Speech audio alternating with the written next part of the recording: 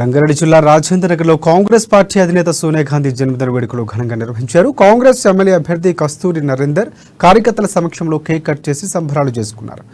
ఉప్పరపల్లిలోని రక్తదాన శిబిరం నిర్వహించారు. రాష్ట్రంలో ఇందిరమ్మ రాజ్యం వచ్చిందని, ఇందిరమ్మ రాజ్యం అంటే మహిళల రాజ్యం అని కస్తూరి నరేందర్ తెలిపారు.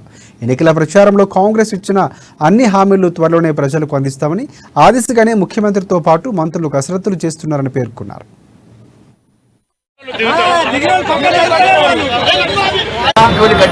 రాజేంద్ర నగర్ కాన్స్టిట్యున్సీలో ఈ బర్త్డే పుట్టినరోజు వేడుకలు చేసుకుంటున్నాం కనుక రేపు పొద్దున ఏదైతే సోనియా గాంధీ తెలంగాణ ఇచ్చిందో ఆ తెలంగాణ ఇచ్చినప్పుడు కేసీఆర్ గారు తలగొచ్చి ఆడ పెడుతున్నారు కాళ్ళ దగ్గర కనుక ఆ పాపం జరిగింది.